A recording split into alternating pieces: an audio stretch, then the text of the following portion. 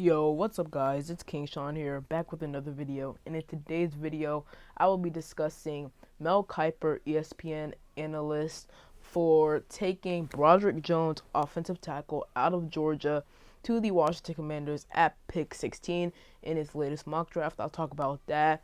I'll discuss his strengths and weaknesses, and if I think it would be a good idea for the Washington Commanders should actually take Broderick Jones in the NFL draft. So if you guys are new to my channel, leave a like down below, subscribe, turn on notifications, comment down below if you think the Commanders should draft Broderick Jones in the upcoming NFL draft. And with that out of the way, let's get straight into the video. Alright, so in Mel Kiper's recent mock draft, and shout out to Commanders Realm, because the only way to view Mel Kiper's recent mock draft is through ESPN Plus, and I don't have ESPN Plus, so shout outs to Commanders Realm on Twitter for tweeting out who Mel Kiper had the Commanders taking at 16, and he had us taking offensive tackle Broderick Jones out of Georgia. You guys should probably know the name. If you don't, I'll explain a little bit about him in this video. But Broderick Jones, he's a left tackle out of Georgia. He's 6'4", 315 pounds.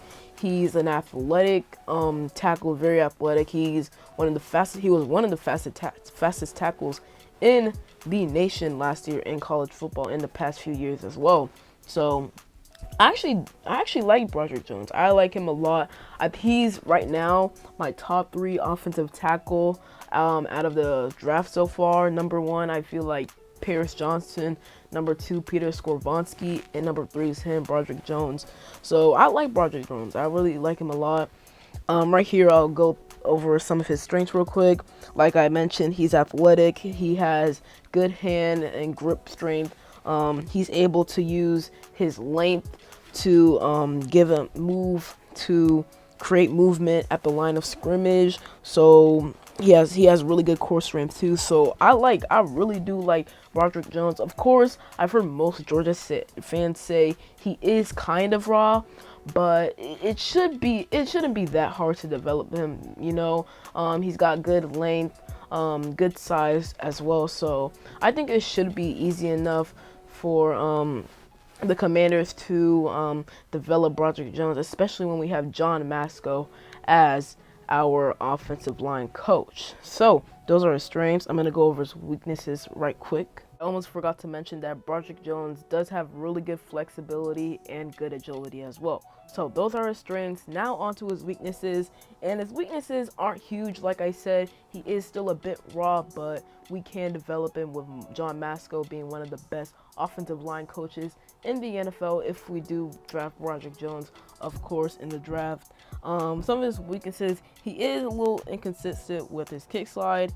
He needs work, specifically on his technique and pass protection. He's a really good run protection. He's really good in run protection, but he does need some work in pass protection. He wasn't bad of the film I watched pass protecting on Georgia pass plays, but he does need some work with his technique on pass protection plays when he's pass protecting.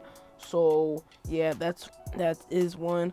Another weakness he does have is he tends to latch defenders too wide with his hands. That basically allows defenders to get inside his torso and forklift with power, allowing to get to the quarterback and creating some pressure on the quarterback or sacking the quarterback. So that's another area he wants to improve on. But like I said, we have one of the best offensive line coaches in the NFL. So if it's anyone that can get the best and improve Broderick Jones, if we do draft him, it's our coaches. It's John Masco.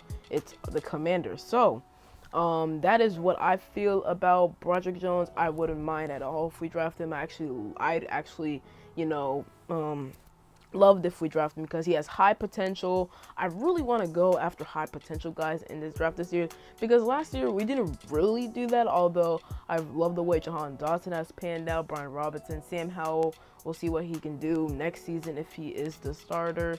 Cole Turner, we haven't seen much from him. Veteri Mathis, we don't know yet. Percy Butler, he's a good special teamer guy, as well as Christian Holmes. So that is really what I feel about Broderick Jones. Comment down below what you guys feel about him and if you think the Commanders should draft him once again. I hope you guys enjoyed today's video. If you did, leave a like down below, subscribe, turn on notifications. I will be coming out with a video on who the Commanders should resign before upcoming free agency. That will be out soon. And other than that, it's been King Sean, and I'm out. Peace.